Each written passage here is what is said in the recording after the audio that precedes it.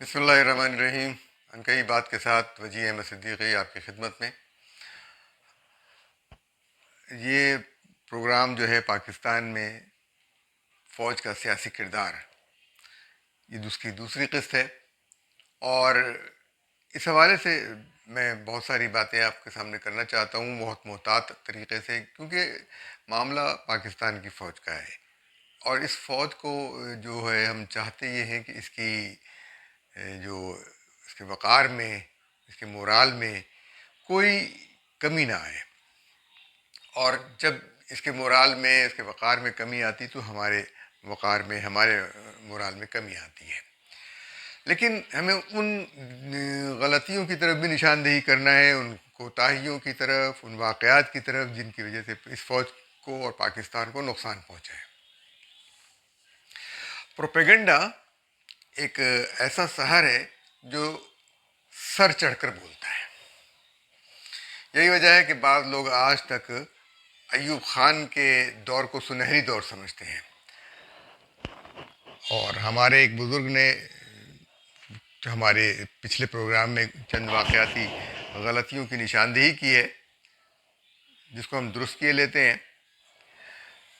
ایک مرتبہ پھر ہم آپ کو واقعاتی انداز سے بتا دیتے ہیں کہ پاکستان کے پہلے commander in chief general sir Frank Walter میسر وی تھے، جو 15 اگست 1947 سے 10 فروری 1948 تک، یعنی 179 دن، 189 دن پاکستانی افواج کے پہلے کمانڈر ان چیف رہے. اچھا، دوسرے commander in chief general sir Douglas David Gracey تھے، جو 11 فروری 1948 سے 16 جنوری 1951 تک پاکستان کے کمانڈر ان چیف رہے، یعنی 2 سال 337 دن.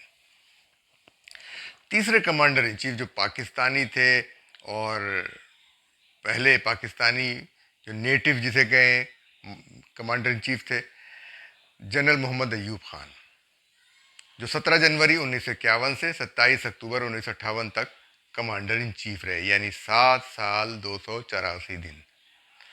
چوتھے کمانڈر ان چیف جنرل موسیٰ تھے، جو 27 اکتوبر 1958 سے 17 ستمبر 1966 تک، یعنی 7 سال 325 دن کمانڈر ان چیف رہے.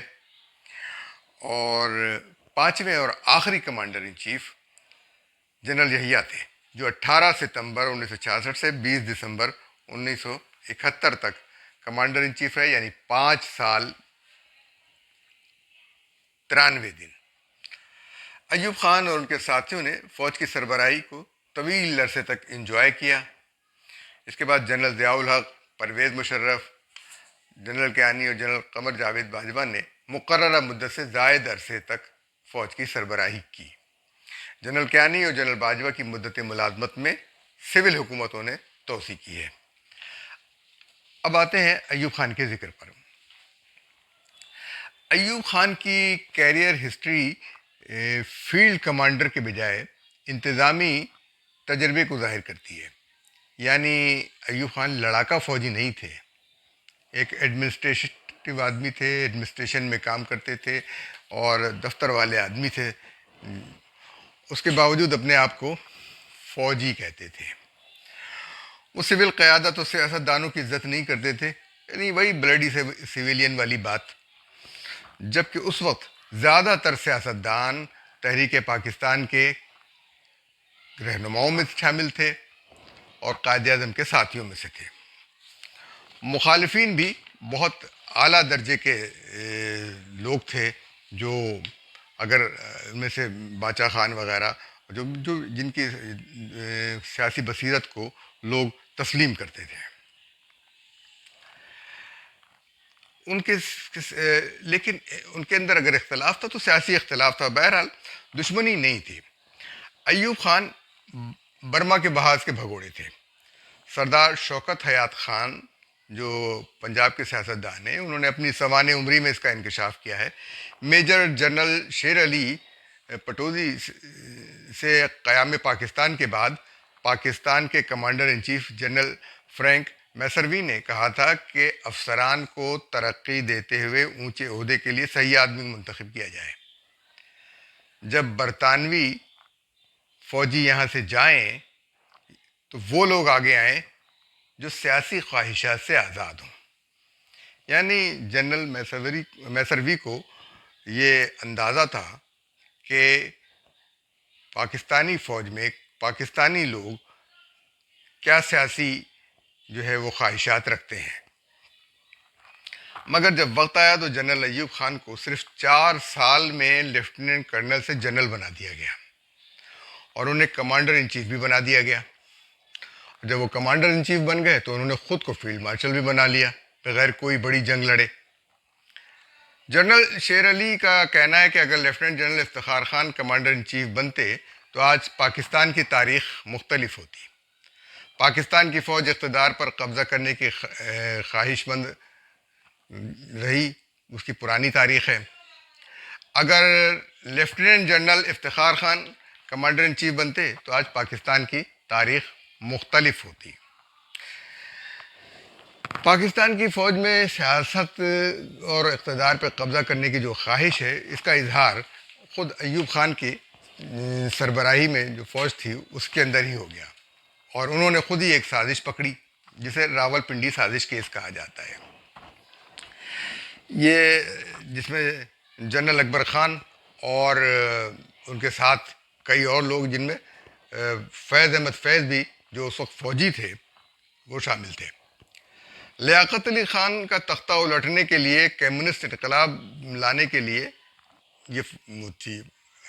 فیض احمد فیض جو ہیں وہ دوسری جنگ عظیم میں فوج کے شعبہ نشر و اشاعت میں، یعنی جسے ہم آج کل ISPR کہتے ہیں، اس طرح کے ادارے اس کے ساتھ وابستہ تھے اور ان کو کوئی رینک بھی ملا تھا. تو بہرحال وہ فوج کے اندر ان کے تعلقات تھے جو کسی، تو یہ اس طریقے سے وہ فوجی تھے. لیکن وہ بھی لڑاکا فوجیوں میں سے نہیں تھے. یہی تو ان کی شاید غلط فہمی تھی کہ شاید وہ بہت تیزی کے ساتھ جو ہے وہ قبضہ کر لیں گے. بہرحال لیاقت علی خان کا تختہ الٹنے کے لیے وہ بھی، اور کمیونسٹ انقلاب لانے کے لیے، آج کل اس کیس کی فائل تو کھول دی گئی ہے، لیکن کیبنٹ ڈویژن کی لائبریری میں اس فائل تک رسائی جو ہے وہ عام صحافی کی بھی مشکل ہے. میں نے بہت کوشش کی اور خطوط لکھے، کئی بار ملاقاتیں کی، لیکن مجھ کو اس فائل تک رسائی نہیں دی گئی. اور اس کی وجوہات یہ ہیں کہ ہم ان میں سے کوئی نہ کوئی چیز ایسی نکالتے جو آگے چل کر یہ اس سیاسی خواہشات کا اظہار ہو جاتا. کوئی گورا آئے گا تو یہ فائل، بلکہ تمام کاغذات اس کے قدموں میں ڈھیر کر دیے جائیں گے.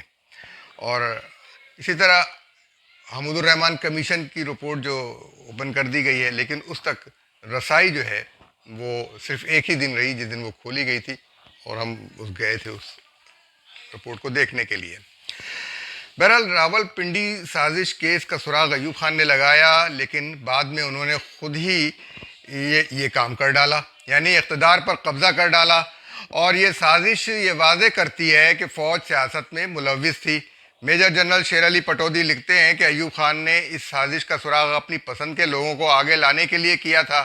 وہ ایسے لوگوں کو آگے لانے میں کامیاب ہو گئے جو ان کے لیے ماشاء اللہ میں کام آ سکیں. اس سازش کی دریافت نے ایوب خان کو موقع فراہم کیا کہ وہ بیوروکریسی کے بادشاہوں اسکندر مرزا اور غلام محمد کے ساتھ تعلقات پیدا کر لیں اور دوستی پیدا کر لیں. یہ تعلقات دوستی میں بدل گئے. پاکستان کی تاریخ کا پہلا مارشل اللہ 1953 میں قادیانیوں کی دلجوئی کے لیے اسکندر مرزا نے لگایا تھا. حالات ایسے نہیں تھے کہ مارشل اللہ لگایا جاتا، لیکن قادیانیوں کو خوف تھا کہ وہ عوام کے غیظ و غضب کا شکار ہوں گے، اور ان کی دلجوئی میں جسٹس منیر بھی آئے. یا ان کو یہ چاہتے تھے کہ کوئی ان کے خلاف اٹھ کے کھڑا نہ ہو. یہ بات بھی تھی کہ قادیانی یہ چاہتے تھے کہ کسی کی ہمت نہیں ہو، کسی کی جرت نہیں ہو کہ ان کے خلاف اٹھ کے کھڑے ہوں. اسی لیے انہوں نے مارشل اللہ لگوایا. یہ کہ مارشل اللہ کو جسٹس منیر جو ہیں وہ وہی صاحب تھے جو انہوں نے قادیانیوں کے حق میں فیصلہ دیا اور بعد میں ملک بھر میں لگنے والے مارشل اللہ کو نظریہ ضرورت کے تحت جائز قرار دیا. اور تاریخ میں اپنا منہ کالا کر لیا۔ حقیقت یہ تھی، کیا وہ ایک سابق سفارتکار کرامت اللہ غوری 11 فروری 2006 کو ڈان میں اپنے ایک مضمون میں بیان کرتے ہیں۔ انہوں نے لکھا کہ طاقت کی یہ ناپاک صف بندی کس طرح ظالمانہ طور پر کام کر رہی تھی، اس کا حال مجھے ٹوکیو میں ہمارے سفیر قمر الاسلام نے بتایا، جو خود پرانے آئی سی ایس ہیں اور اس واقعے کے عین شاہد ہیں۔ انہوں نے بتایا کہ 1953 میں لائحہ عمل طے کرنے کے لیے کابینہ کا اجلاس ہو رہا تھا اور گرما گرم بحث ہو رہی تھی۔ کیبنٹ سیکریٹری اسکندر مرزا جاری اجلاس سے اٹھ کر چلے گئے۔ واضح ہے کہ مرزا غلام احمد قادیانی کے قریبی ساتھی سر ظفر اللہ خان، جو انہی عقائد کے حامل تھے اور ان کے اوپر یوں سمجھ لیجیے کہ ایمان لائے ہوئے تھے، پاکستان کے وزیر خارجہ تھے۔ اچھا، اسکندر مرزا اٹھ کے چلے گئے۔ 10 منٹ کے بعد وہ اجلاس میں واپس آئے اور بڑے سکون سے میٹنگ کے شرکا کو بتایا کہ وہ پریشان نہ ہوں، کیونکہ انہوں نے commander Lahore lieutenant general Azam Khan سے بات کر لی ہے کہ وہ اگلی صبح جو ہے، آنے والی صبح کو مارشل لا لگا دیں گے۔ یہ جنرل اسکندر مرزا جو ہے وہ اعزازی جنرل تھے، کیونکہ وہ سیکریٹری دفاع تھے تو وہ اپنے آپ کو اعزازی جنرل بنا لیا انہوں نے، اس لیے ان کو جنرل اسکندر مرزا کہا جانے لگا، ورنہ فوج سے ان کا کوئی تعلق نہیں تھا۔ بہرحال یہ جناب، اس کے بعد بحث ختم ہو گئی۔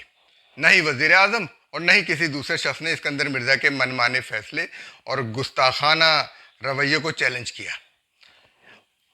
اس مارشل لا میں جو لاہور میں قادیانیوں کے حق میں لگا، 2000 سے زائد مسلمانوں کا قتل عام ہوا، کیونکہ فوج کو اپنے مقررہ مدت سے زیادہ وہاں رکی اور کو سیدھے گولی مارنے کا حکم تھا، اور سیدھے گولی مارنے کے نتیجے میں 2000 سے زائد مسلمان شہید ہوئے۔ اب اور پھر یعنی فوج اپنے مقررہ کردہ مدت سے زیادہ لاہور میں رہی اور ہر شخص کے بارے میں معلومات حاصل کی کہ اس کا کس تنظیم، کس مسلک اور کس مذہب سے تعلق ہے، کیونکہ مارشل لا لگانے کے بعد مختلف مقامات پر فوج نے فائرنگ کی تھی۔ یہ تو پہلے بھی میں بتا چکا ہوں۔ پھر ایوب خان کے مارشل لا نے 56 کے دستور کو آگ لگائی، پھر جب بعد میں اپنے ہی بنائے ہوئے دستور کو پھینک کر اقتدار یحییٰ خان کے حوالے کیا۔ اسلام آباد جو ہے وہ کراچی سے دارالحکومت منتقل کیا اسلام آباد، اور یہ سانحہ مشرقی پاکستان کے لوگوں کے دل پر لگا۔ وہ انہوں نے کہا کہ ہم نے قائد اعظم کے شہر کو قبول کیا تھا دارالحکومت کے طور پر، کہ اس کو چھوڑ دیا گیا، تو اس کا مطلب ہے کہ ہماری کوئی عزت نہیں ہے۔ یہ اور پاکستان کے 3 دریا بھارت کے حوالے کر ڈالے، یہ ایوب خان صاحب کا کارنامہ ہے کہ پاکستان کے حوالے سے۔ اور پھر 1965 کی جنگ میں جو ہے وہ اگر وہ جیتے تھے تو اسے تاشقند میں ہار کے آ گئے، تو دریا بھی دیے، ساری چیزیں دی، اور مشرقی پاکستان کی علیحدگی کا بیج بھی بو دیا، کیونکہ 1965 کی جنگ میں مغربی پاکستان کا تو دفاع کیا گیا لیکن مشرقی پاکستان کا کوئی دفاع نہیں کیا گیا۔ اب ہم مزید چیزیں اگر ڈھونڈیں گے، ملیں گی تو ہم آپ کو بتائیں گے انشاءاللہ تعالی۔ اجازت دیجیے، اللہ حافظ۔